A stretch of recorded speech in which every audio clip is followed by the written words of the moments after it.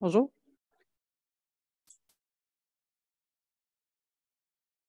Ça marche-tu, cette affaire-là? Oui! Hey! Pour la première fois en 4 mois, j'ai allumé le micro toute seule. Je suis tellement fière.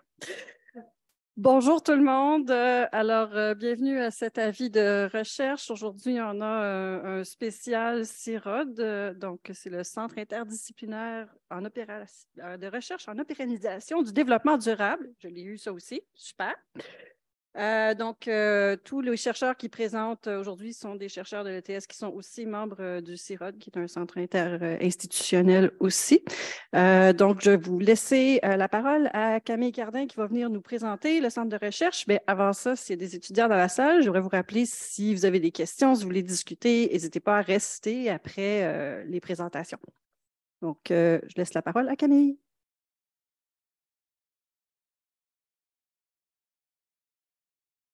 Bonjour à toutes et à tous. Merci beaucoup, Madame la doyenne. En fait, quelques mots brièvement sur le CIROD. On est un centre qui encourageons nos membres, donc des professeurs et leurs étudiants, dans leurs projets de recherche qui visent à accélérer la transition socio-écologique au Québec. Donc, on est dans du concret pour vraiment amener et accélérer le changement au Québec. Donc, aujourd'hui, c'est un avis de recherche un petit peu spécial parce que si vous êtes familière et familier avec le concept, vous savez qu'à l'habitude, il y a 4 professeurs de l'ETS qui sont amenés à présenter leur sujet de recherche.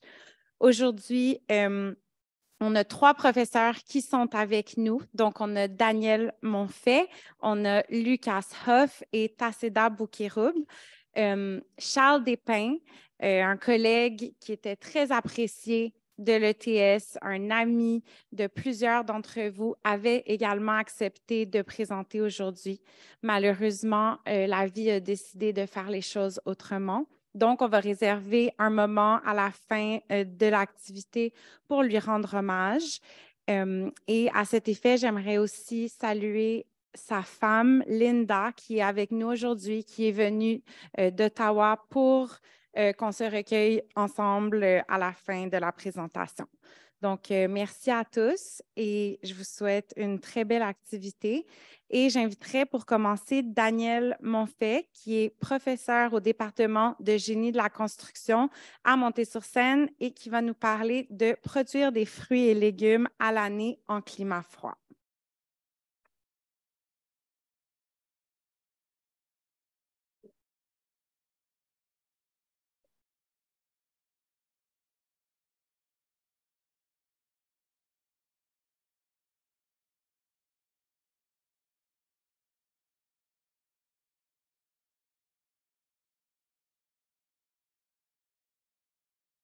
Bonjour à tous, vous m'entendez bien?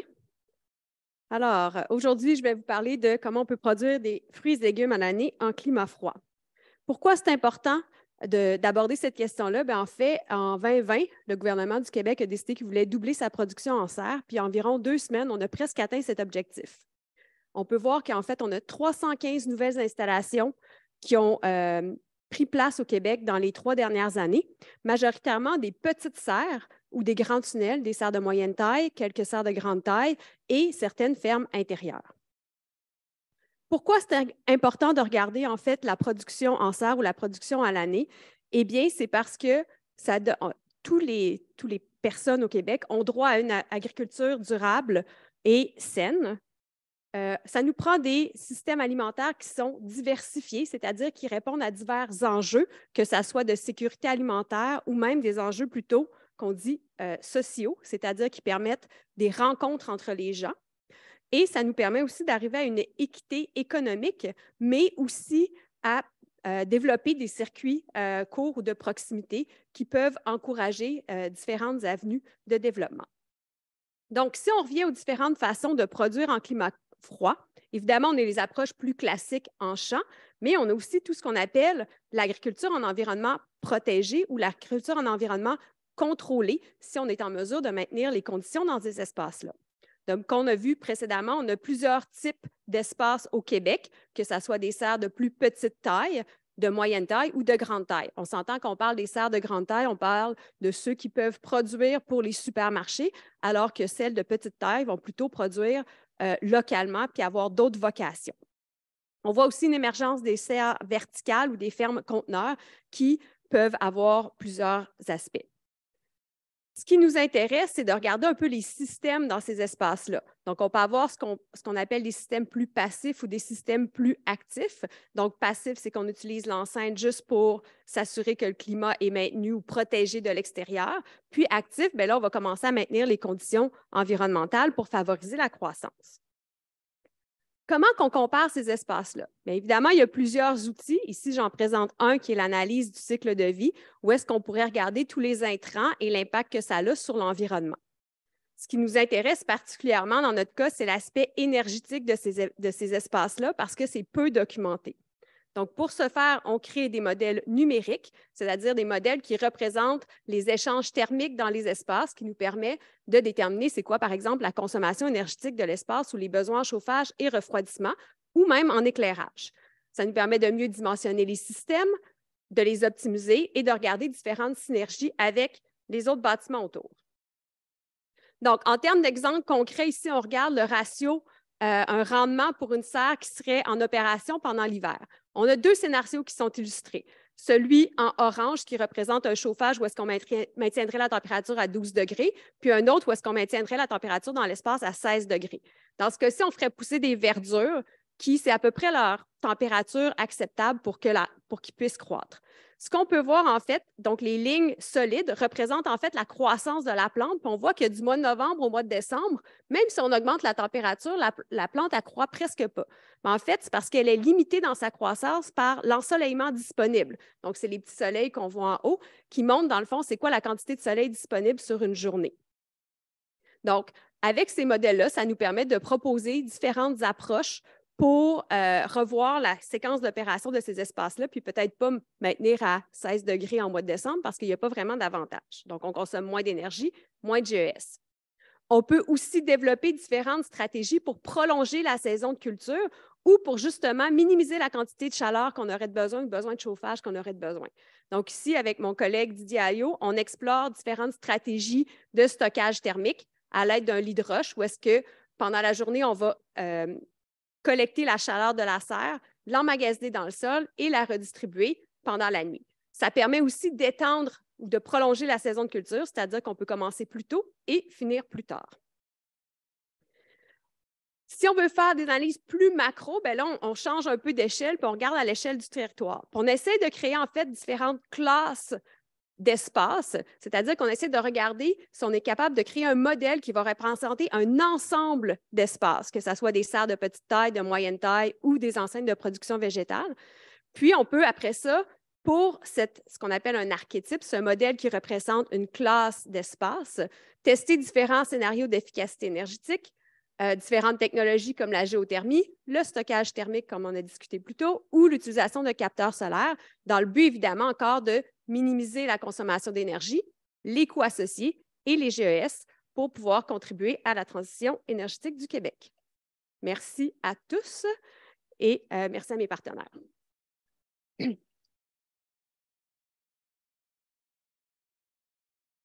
Merci beaucoup pour cette présentation. Au niveau des questions, donc les gens dans la salle, juste levez la main, on va vous amener un micro. Merci d'attendre avant d'avoir un micro pour commencer à parler, pour que les gens sur Zoom puissent entendre la question. Ça va être plus simple pour comprendre la réponse. Et les gens sur Zoom, ne pas hésiter à poser la question. Je vais être votre voix aujourd'hui. Donc, est-ce que j'ai des questions?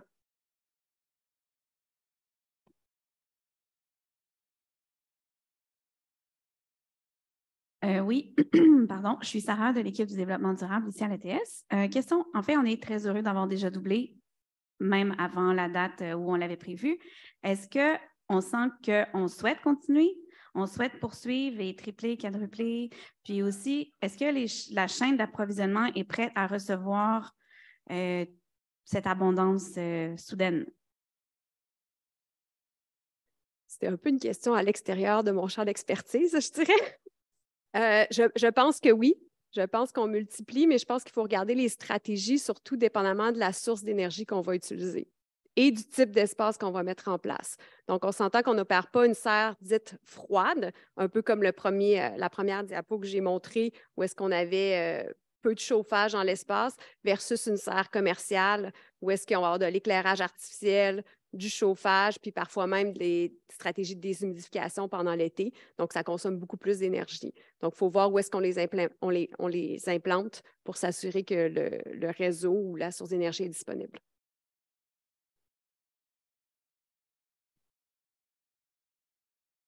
Bonjour, je suis Simon Drouin du département de l'OGTI. J'avais une question très, très générale, là, parce que c'est loin de mon domaine d'expertise. Est-ce que vous visez certains types de production en particulier? C'est-à-dire, est-ce que vous cherchez à produire à l'année ce qui se produit déjà au Québec ou si on vise éventuellement peut-être à faire pousser des oranges, mettons?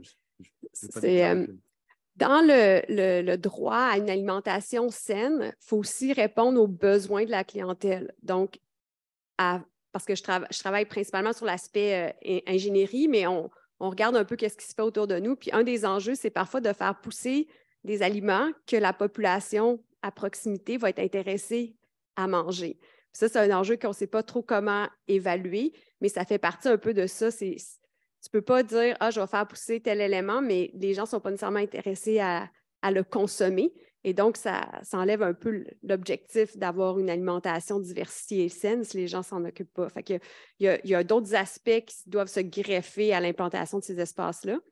Je dirais qu'on travaille sur, présentement, là, nos deux plus gros axes, c'est de regarder justement comment mieux gérer les serres froides, donc minimalement chauffer pour voir si on est capable de quand même maximiser la production ou du moins réduire les coûts associés avec la production qu'ils sont capables d'avoir. Puis on regarde un peu l'autre extrême, qui est les fermes verticales, comment les rendre plus efficaces ou comment utiliser l'énergie qui est rejetée par ces espaces-là pour la maximiser. Merci.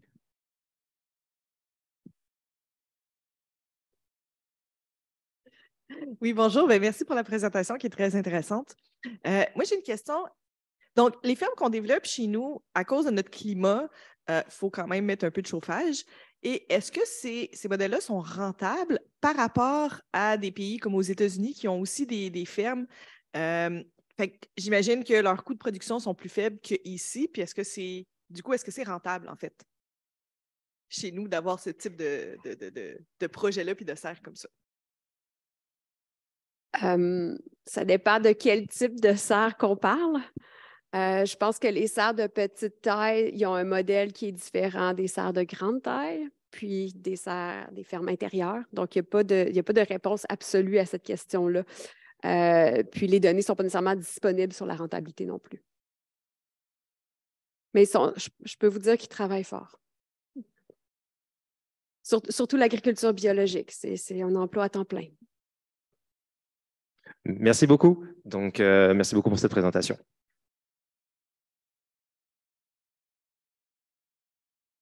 Donc, j'inviterai Lucas Hoff, professeur dans le département de génie mécanique depuis 2018, qui va nous présenter une présentation ayant comme titre « Matériaux et fabrication dans une perspective circulaire ».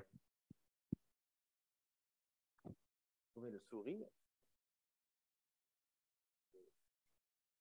Ah, ici. Parfait. Voilà.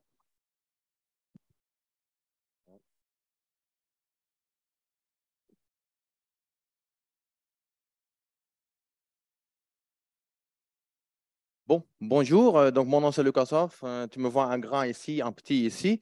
Puis, effectivement, on va parler sur des matériaux et fabrication dans une perspective circulaire. Avant de parler de ça, je voulais juste aborder très brièvement le point sur la fabrication intelligente. Donc, effectivement, il s'agit bien d'un effort global. Donc, ici, tu vois juste un ensemble de plusieurs pays parmi beaucoup d'autres. Puis, effectivement, le Québec aussi, qui a une offensive de transformation numérique dont nous, à l'ETS, on fait partie aussi. Qu'est-ce qu'on veut dire avec ça? Mais avec fabrication intelligente, il y a beaucoup de différentes explications, justifications, mais comment moi je le vois, c'est comme un ensemble de technologies intelligentes comme le données massives, le Internet des objets industriels, puis la fabrication digitale qu'on va toutes mettre ensemble. Donc, le mot-clé ici, c'est vraiment la connectivité connectivité entre toute cette partie-là afin d'avoir une usine intelligente qui a pour but de produire des produits ou des pièces, des composants customisés, personnalisés, avec la même efficacité avec la fabrication de masse qu'on connaît avec le marché automobile, par exemple. Donc voilà, on fait ça. Puis il y a beaucoup d'entreprises au Québec aussi qui sont en train d'adopter ce type de modèle-là, donc en utilisant des technologies innovantes et intelligentes pour justement essayer de créer cette façon intelligente de gérer toute une usine en regardant, en touchant toute la chaîne de valeur et la chaîne d'approvisionnement dans une usine. Donc, c'est ça qui est symbolisé ici dans cette figure-là. Sauf que si on regarde bien, on voit bien, il s'agit d'un processus linéaire. Donc, qu'est-ce qu'on va faire? Effectivement, on va optimiser tous les procédés, le processus de fabrication, sauf que l'esprit linéaire reste inclus dans cet aspect-là. Donc, on va avoir deux problèmes qu'on voit ici à gauche et à droite. Il faut que je reste dans le cadre. Pour une seconde, je sors. Donc, effectivement, on a le gaspillage, on crée des déchets, puis on a une extraction de ressources. Et c'est un système de manufacturier qui n'est pas durable. On ne peut pas continuer de fonctionner de cette façon-là. Donc, qu'est-ce qu'est l'idée? C'est justement d'utiliser la fabrication intelligente, les notions qu'on a appris là, pour justement favoriser la transition vers un système manufacturier plus circulaire. Et c'est ça que je vais vous présenter très brièvement aujourd'hui. Donc, effectivement, si on regarde dans cet aspect-là, on voit beaucoup de flèches rouges. En fait, on s'en fout de flèches rouges, mais c'est des boucles. Qu'est-ce qu'on va faire ici? On va essayer de garder le boucle le plus petit qu'on peut. Donc, effectivement, on va favoriser la réutilisation, la maintenance, la répair. Si pas possible, on va faire le remanufacturing, donc la réfabrication avec des pièces, souvent nommé comme le refurbishing aussi. Puis, ultimement, le dernier recours, c'est le recyclage. Donc, effectivement, c'est le dernier recours qu'on peut faire.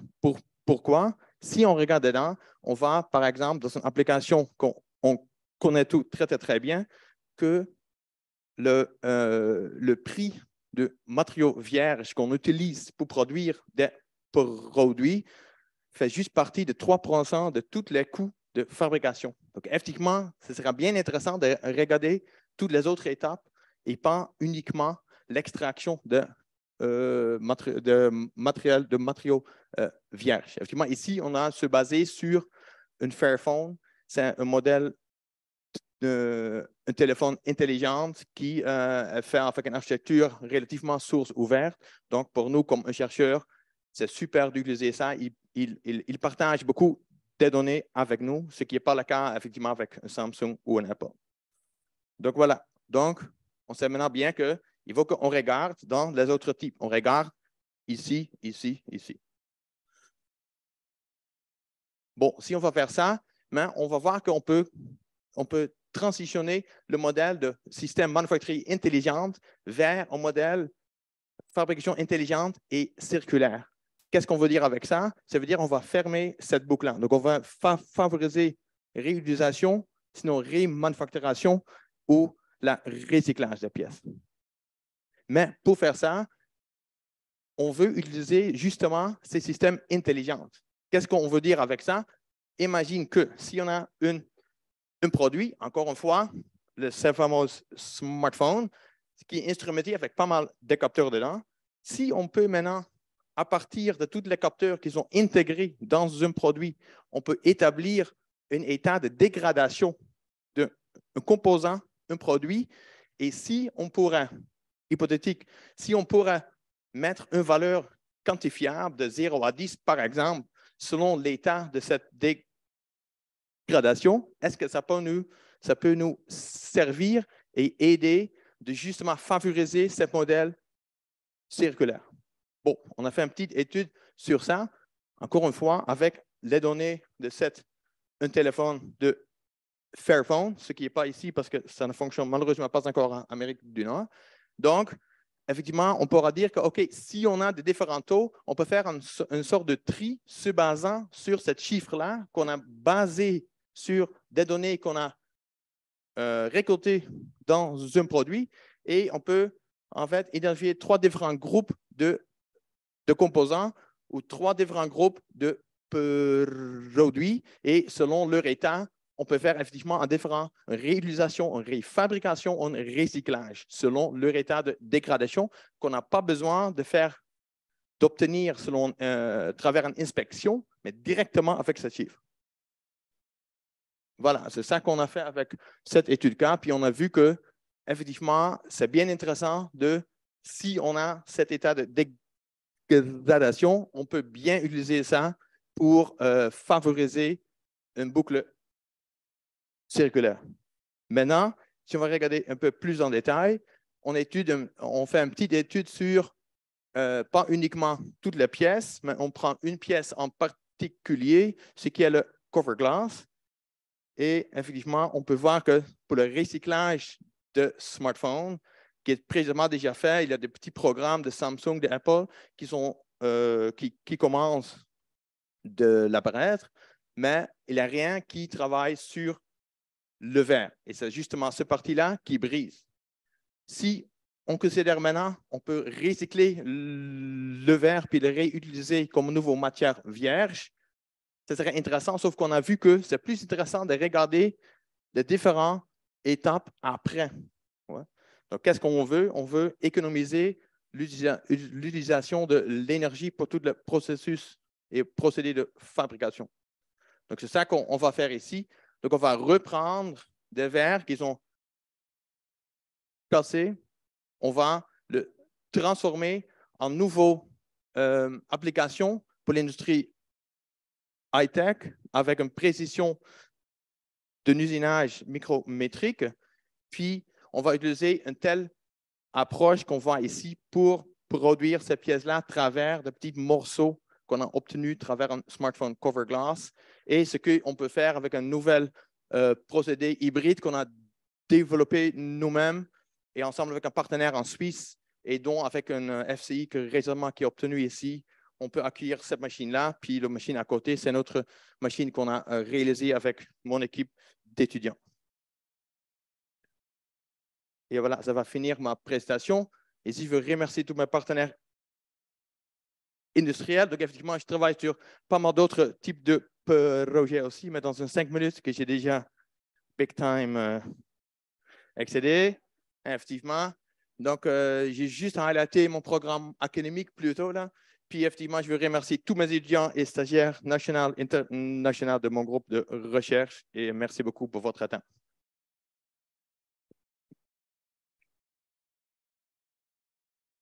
Merci beaucoup, Lucas, pour cette présentation. Est-ce que j'ai des questions dans la salle? Et encore une fois, sur Zoom, n'hésitez pas à poser. Ça nous ferait plaisir de…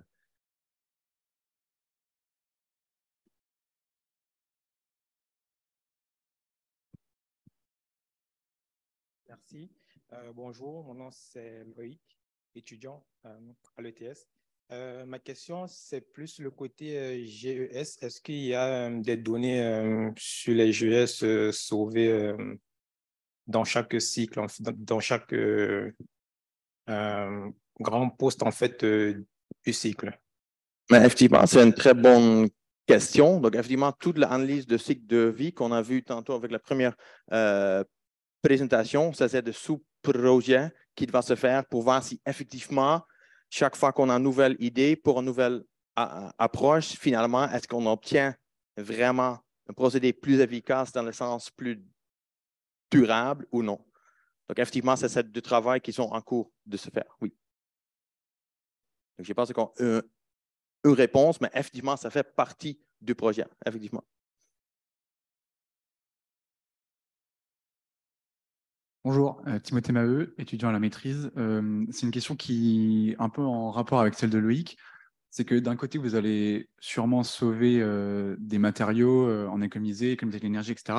Mais de l'autre côté, vous utilisez une manière de faire avec du big data, avec des puces RFID, avec tout ce genre de choses qui est très énergétiquement prenant. Est-ce que vous avez vérifié que cette manière de faire dépensait moins d'énergie que ce qu'elle sauvait? Mais effectivement, ça encore, c'est une très bonne question. Merci beaucoup. Effectivement, ça dépend. Donc, il n'y a pas une réponse à donner à ça. Ça dépend vraiment cas par cas, ça dépend quelle industrie on parle. Pourquoi on a pris comme exemple, je n'avais pas le temps, que j'ai déjà largement dépassé aussi, pour expliquer pourquoi on a pris cet exemple-là.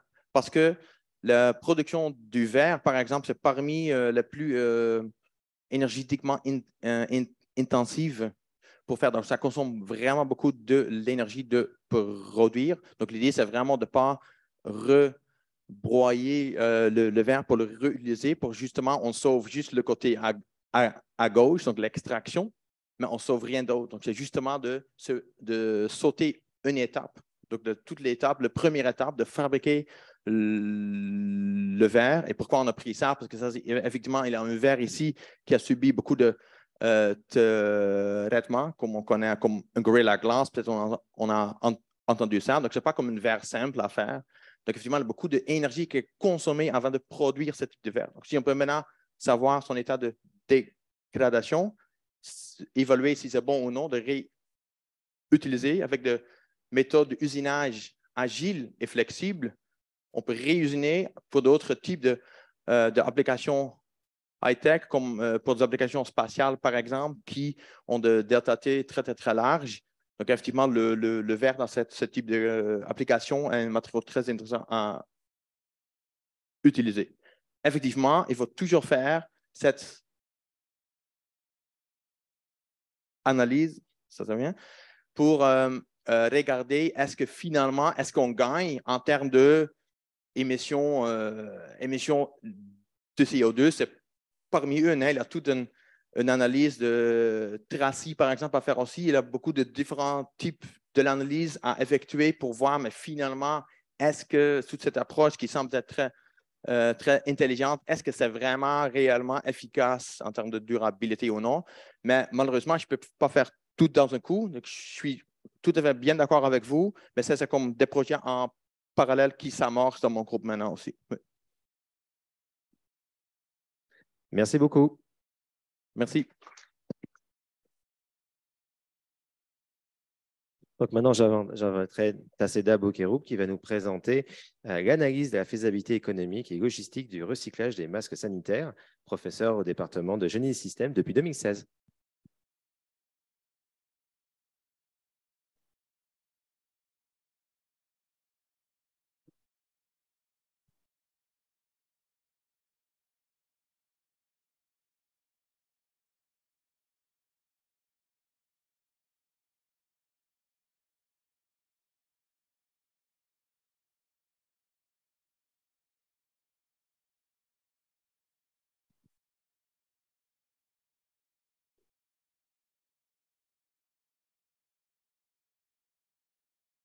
Bonjour à toutes et à tous, merci d'être venus nous voir.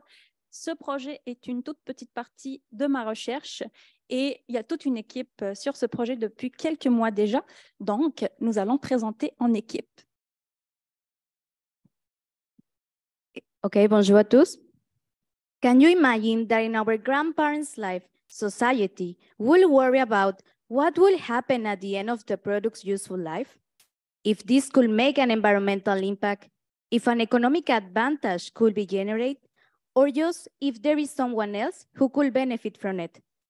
These questions were difficult to answer because in the past, industries focused on linear economic models, made up in most cases by suppliers, manufacturers, and clients.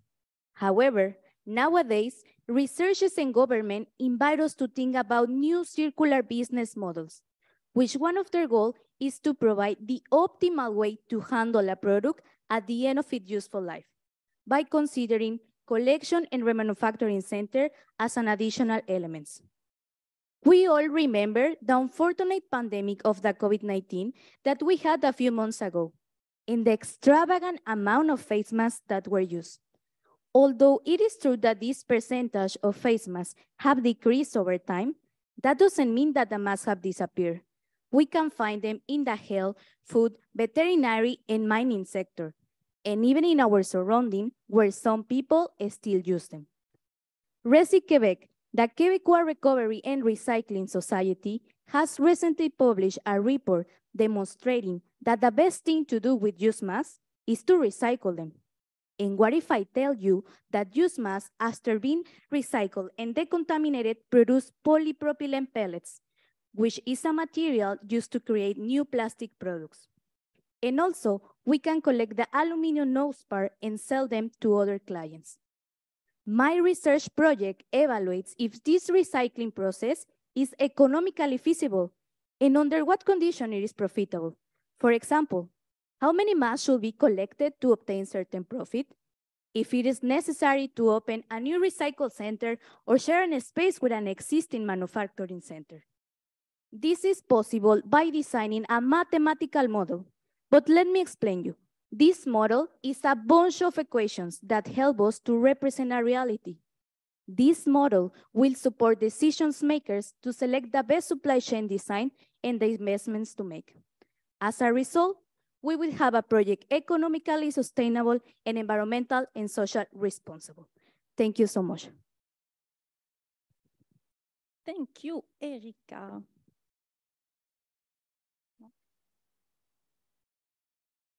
Alors, Erika a parlé de bunch of mathematical equations, ça ressemble à ça. Donc, c'est juste une partie. Celle-ci permet de trouver le profit à maximiser de la chaîne d'approvisionnement. On le calcule comme étant les revenus liés aux ventes des masques, le polypropylène et l'aluminium, moins les coûts associés à l'achat de la matière première, le transport de celle-ci, la fabrication des masques, le transport des masques, le recyclage et ainsi de suite. En voici une autre partie. Celles-ci permettent de respecter les contraintes liées à notre chaîne d'approvisionnement. Exemple, on doit respecter la capacité limitée des fournisseurs, la capacité de production, la capacité de transport, la satisfaction de la demande. On doit aussi respecter la recette de fabrication des masques et ainsi de suite. Alors, pourquoi on fait ça? Le but, c'est de prendre des décisions. Quel type de décision? Par exemple, avec quel fournisseur on va travailler? Est-ce que c'est des fournisseurs locaux, internationaux? Quelle quantité de matières premières à acheter chez les différents fournisseurs? Quelle quantité de masques à fabriquer? Quelle quantité transporter? Quelle quantité de masques usagés collectés, recyclés et ainsi de suite? On ne prend pas ces décisions n'importe comment. On veut maximiser le profit, donc on veut prendre les meilleures décisions possibles tout en satisfaisant les contraintes que je vous ai mentionnées tantôt. Alors, ce qu'on a fait par la suite, on a collecté des données pour bâtir un cas d'étude réaliste, montréalais, pour être capable de tester différents scénarios. Alors, les scénarios qu'on a testés, vous avez quelques exemples ici. On peut imaginer, par exemple, qu'on va intégrer la logistique inverse des masques usagés à la chaîne d'approvisionnement de fabrication des masques existants. Exemple, on va collecter les masques et les recycler dans la même usine qui a été utilisée pour fabriquer les masques. Un autre exemple serait d'avoir un nouveau joueur qui entrerait dans le marché, qui serait complètement indépendant de la chaîne d'approvisionnement de fabrication des masques. Donc, on aurait tout simplement, je sors aussi du cadre, cette configuration-là. Donc, ensuite, ce qu'on a aussi testé, c'est quel est l'impact du niveau de collecte des masques usagés sur la profitabilité des chaînes d'approvisionnement qu'on a imaginées. Un taux de 20%, 50%, 80%, et ainsi de suite. Donc, on a regardé le profit généré par chacune des configurations avec les différents niveaux de recyclage et on a calculé aussi le retour sur investissement. On a aussi réalisé une analyse de sensibilité par rapport au retour sur investissement qui est calculé comme étant le profit divisé par l'investissement. Donc, si on se trompe sur l'estimation de notre investissement, qu'est-ce qui va arriver? Est-ce que notre chaîne d'approvisionnement va rester profitable? On voit que pour cette configuration en particulier, une augmentation de 100% permet quand même d'avoir un retour sur investissement intéressant. Par contre, pour cette configuration-là, les choses se corsent un peu. On a un profit et un retour sur investissement assez faible. Et donc ici, ce qu'on a fait, c'est de réduire l'investissement pour mimer, par exemple, une subvention du gouvernement. Donc, on voit qu'à partir de 60%, 80% d'aide financière, on peut aller chercher un retour sur investissement intéressant. En conclusion, on a développé un modèle qui est en fait un outil d'aide à la décision qui permet de faire des choix éclairés. Un des résultats est qu'intégrer la logistique inverse avec la logistique de fabrication des masques serait la meilleure option, notamment si la collecte et le recyclage des masques usagés se fait dans une usine ou dans un site de distribution existant. Ça permet de réduire l'investissement en mutualisant les ressources, mais ça nécessite de la collaboration. Recycler l'aluminium est un plus, ça permet d'aller chercher plus de revenus. Un incitatif financier à la collecte et au recyclage des masques pour les fabricants ou les fournisseurs existants pourrait être intéressant parce que là, on va vraiment favoriser la fabrication locale, la création d'emplois et on va avoir une économie circulaire plus parce que dans ce cas-ci, on va utiliser le polypropylène pour fabriquer de nouveaux masques. Donc, on va vraiment boucler la boucle. Si on a un nouveau joueur qui agit seul, ben, ça nécessite des subventions du gouvernement. C'est un choix qui peut être justifié si on veut aller vers une économie circulaire et une fabrication locale. Après, on peut se poser la question, quelle est l'empreinte carbone de ce nouveau modèle d'affaires comparé à celui qu'on connaît où on ne recycle pas nécessairement les masques usagés? Et puis, je finirai par vous poser la question, et vous, qu'en pensez-vous? Merci beaucoup.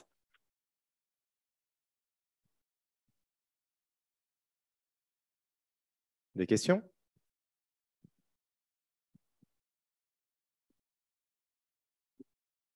Oui, bonjour. Moi, je me pose une question sur l'aspect logistique quand la fabrication vient de l'étranger. Je pense qu'on l'a vu quand il y a eu la crise sanitaire, les masques venaient de Chine essentiellement. Comment est-ce que ce genre de modèle peut s'intégrer dans une logistique où le transport prend une partie très, très, très importante de la chaîne? Merci pour la question.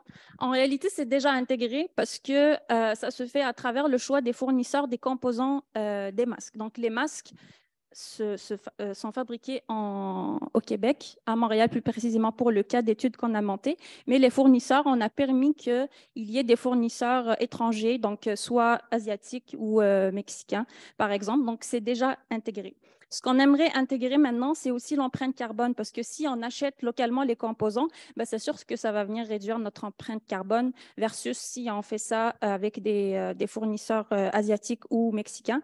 Et ça permettrait aussi d'avoir un peu plus d'indépendance aussi au niveau de la fabrication des équipements de protection individuelle tels que les masques.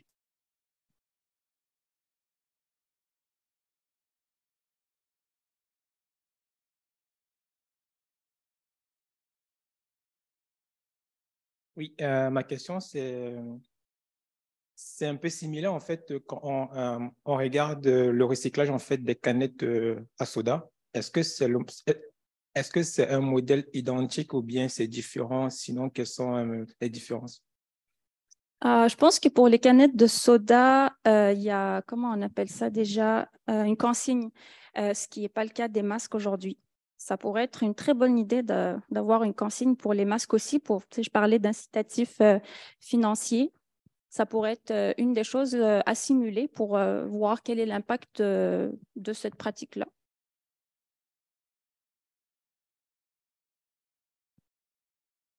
Bon.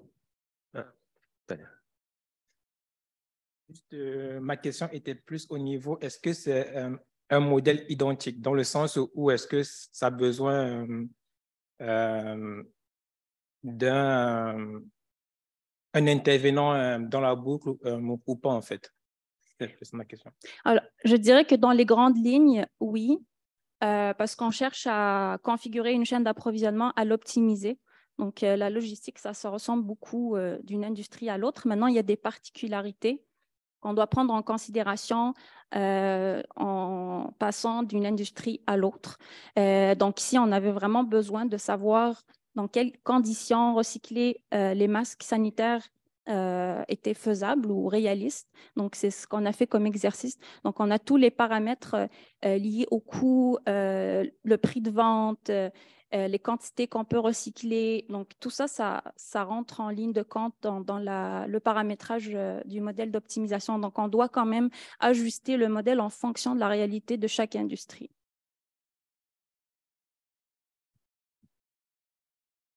Merci beaucoup. Merci. J'inviterai donc notre dernier interlocuteur, Mohamed Cherrier, directeur général du CIRAD.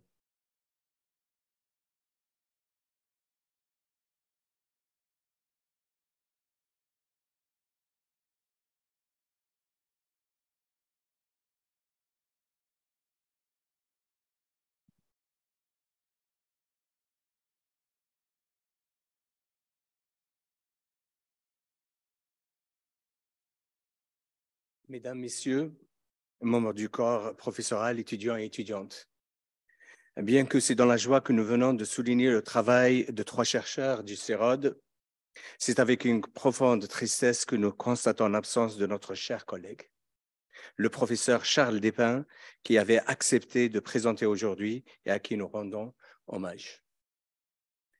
Homme de science, visionnaire de renommée internationale des télécommunications et véritable pionnier de l'écosystème québécois, Charles était une grande présence qui se fait sentir plus que jamais par le vide que crée son absence. As we gather here today in memory of a dear colleague and friend, loving husband and father, we pay tribute to a life committed to science, to love and family. And present here with us, Charles Despins' wife, Linda. A strong and inspiring woman for the utmost resilience and compassion she has shown in such difficult times. Linda has been a pillar, providing her husband and their daughter, Rian, with great support and light as Charles fought a hard battle against cancer while juggling a demanding career. Linda, you are an extraordinary woman. Déterminé à vaincre le cancer, Charles s'est longtemps et courageusement battu. Mais malheureusement, la maladie aura eu raison de lui. Malgré son absence physique, nous le porterons à jamais dans nos cœurs et nos souvenirs. Charles était non seulement un collègue remarquable, mais il était aussi un de mes très bons amis. Il avait une personnalité gaie et optimiste et adorait la vie. Charles' determination to carry on despite personal circumstances demonstrated his commitment to duties and responsibilities. In his own manner, he showed how to work through challenging times and to carry everything or everyone along. Comme professeur, Charles était extrêmement généreux de son temps et de son expertise. Passionné par l'enseignement et le développement de ses étudiants, il aura un impact positif sur la vie de nombreuses personnes. Charles était également un grand scientifique ayant publié de nombreux articles de recherche de haute qualité et ayant contribué significativement à l'avancement de connaissances dans le domaine de télécommunications. Et pour ne citer que ses dernières œuvres, il était le cofondateur de IEEE Sustainable ICT à l'échelle internationale, avec son collègue à UK. Au-delà du travail, Charles était un être humain exceptionnel, toujours prêt à tendre une main aidante en soutien de l'autre. Sa grande générosité s'étendait bien sûr à sa vie personnelle. Il était un ami, un mari et un père dévoué, et sa présence nous manque déjà beaucoup. Nous nous souviendrons de Charles Despins, l'être humain extraordinaire, le scientifique brillant et l'ami dévoué. Il aura laissé une marque indélébile sur nos vies et nous ne pouvons être que reconnaissants pour le temps que nous avons eu la chance de passer à ses côtés. Au nom du CEROD et de la communauté ETS, offrons nos plus sincères condoléances à sa famille, sa femme Linda et sa fille Rian, ainsi qu'à ses proches, et que ses réalisations et son héritage continuent d'inspirer des générations futures.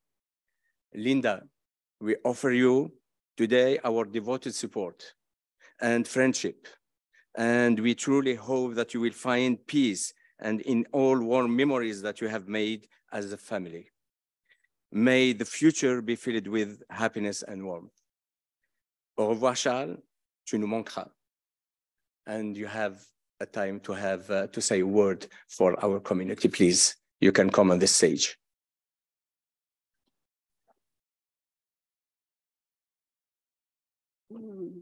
Hello, everybody. It's a bit hard to see his picture again because I try to keep myself busy so I don't have a time to always think about him. But yeah, the first I want to say thank Muhammad to honor Charles. And also, félicitations, Mohammed, for the CIRAD. You lead CIRAD to move this fast in the past 3 years. I remember that I will work for Mohammed for a year to position the CIRAD phase 2 for the strategies.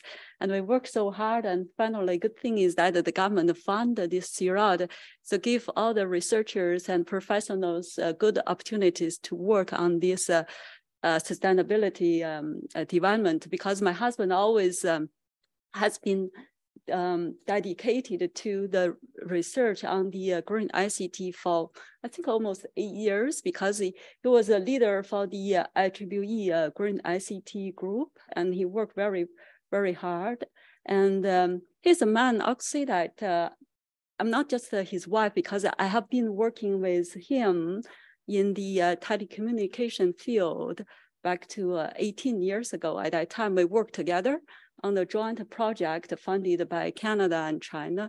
So that is how we met each other. So I always remember the guy, when he worked, he always very serious, very dedicated, you know, feel like nothing surrounded him.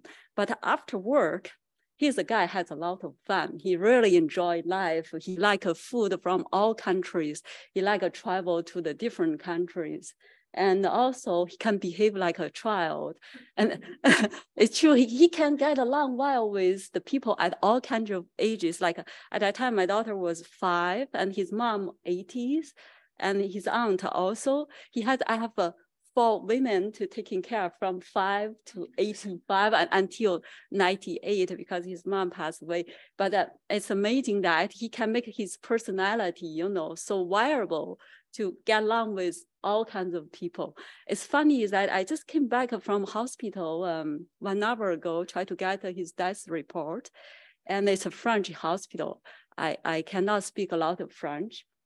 But to my surprise is that the 2 ladies at the customer counter, when they saw me and I said, my husband passed away, oh my God, the lady was so sad at hearing that. He said, oh, I know Shala, your husband is Shala. Oh my God, I said, how can you remember his name? But to my surprise, I'm really proud of him, you know. He's a person, how say that, could connect with people so easily. I remember at a restaurant, whenever our family went to the restaurant, people immediately recognized us. It's just such a charming person. In his work life, he was very successful, whether he worked in the Telebac as a CTO. Also, when he worked at the RNIs as a young professor, he he built a biggest lab in RNIs. And then after that, he went to the BioTelebac as a CTO, worked a few years. And then he told me that he had a wonderful experience in Telebac because the team works so hard, but they have a lot of fun. They make their revenue doubled or triple out. After that, he started a Prompt. A lot of people ask, oh, you already be a CTO at Bio, why you want to work a Prompt, such a small organized, consortium, start with that, get a bit of funding from the government at the beginning. He said, I want to try something new. So he's interested in that, but at the beginning, he told me, a lot of challenges at one point. He told me there are only about $8,000 left at a Prompt account. It was really hard, but he didn't give it up. And the people asking why, he said, I always remember that the man, that landed on the moon, at that time they have meet some challenge, technical challenge, and they even want to give it up. But the guy said, if it's impossible, let's do it. And he always say that. That's the way he so dedicated to his work. Also, he told me, if it's impossible, let's do it. Maybe that is why he could get through the most difficult 8 years since he was diagnosed the stage 4 lung cancer, But at Prompt, he contributed a lot. He launched so many projects. The last one is Encore, funded by the federal government and the Quebec government at the same time, has Ericsson, all those big companies, give the industries and the academics really a lot of opportunities to work on this for the research. But just at the government announced the funding, at that moment, he was diagnosed with cancer. And then I said, he found the pill after two months, a wonderful medication. And the doctor supposed that he will die in the months. But with that medication, he just lived wonderfully.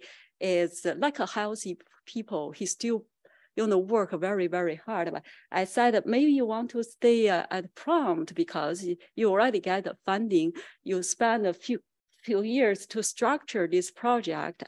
After that, you are the person who know this project most. You are the person who the most qualified to lead this project. And he said, no, in my health situation, I prefer to leave it to others because he said, I worry about it. I have to have more appointment at hospital.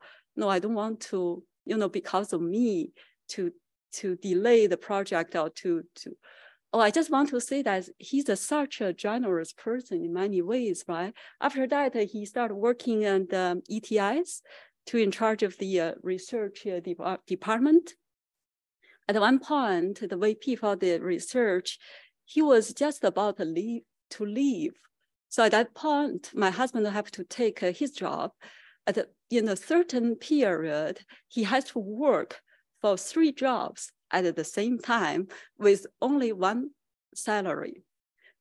I told him, it sounds a bit unfair because in his situation, he was sick, but the person working for him couldn't be arrive on time, still, waiting to clear her work in the previous job. And the one for the VP, and he already left. So I said, my God, under this situation, how can you handle that? But he said, oh, no matter what, I don't want to think about it. I just want to make a job done. That is my husband, such a wonderful person indeed. It's not because I'm his wife, I'm saying that. Even as a stranger, when I heard his story, I said, this guy worth to be admired, really, really. And I remember that one day before he passed away, he suffered severe pain because his swelling leg and all the broken skins, and he had to take morphine for every 4 hours. But in this situation, at one point, he said, oh, I need to go downstairs to my office to work. I have some emails I need to write. I said, come on, Shala. It's even the house people catch a bad cold, they can have 1 day off, say nothing about it. No. He said, no, I want to go to work because I want to be creative. Oh my God, I said, okay, such a person work, until the end of his life. That is really true. But he is such a humble person. He was so successful in his career. I remember that once one of my friends asked me, oh, your husband won the best paper for that year, 1993. Oh, I said, I don't know that. He never mentioned that, And because my colleagues saw the something on the wall in his office, and he never mentioned that to me. I remember that, in almost 20 years, his resume always the same. He never changed it. Even the picture is always the same. I said, how come? Are you so lazy you even don't want to update it? Oh, he said, oh, it doesn't matter. I don't care about that.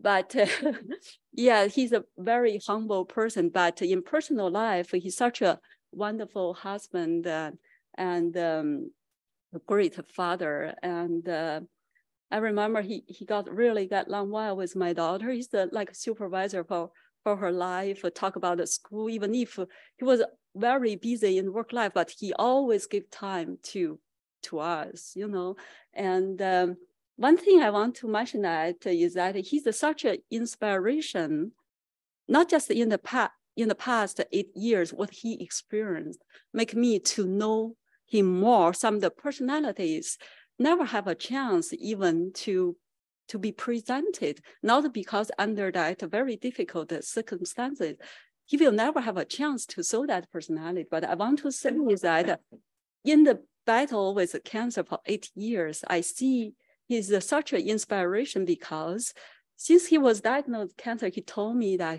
I promise you I will be here in the next 5 years. And then he did that. No matter what, he did a lot of research on his disease. And I look at home, the pile like this, all the papers, and he attended international conference for his disease. The guy really cherished his life.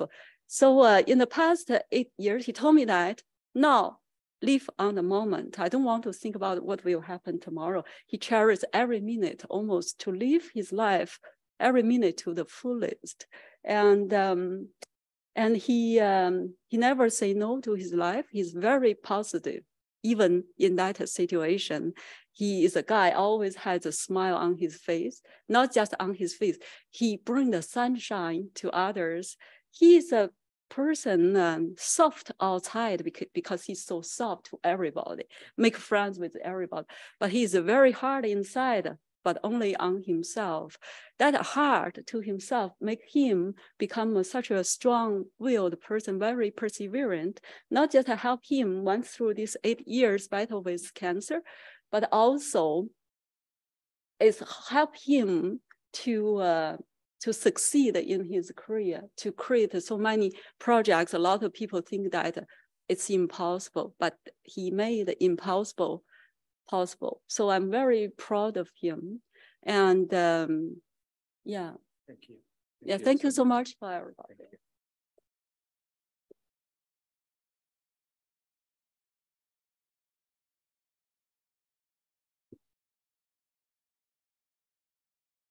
Merci beaucoup pour toutes ces présentations. Le prochain avis de recherche se passera le 3 mai 2023. Ce sera le dernier de cette session et après, on va faire une pause pour revenir en septembre. Donc, merci beaucoup d'avoir été là aujourd'hui et merci beaucoup à toutes nos présentations.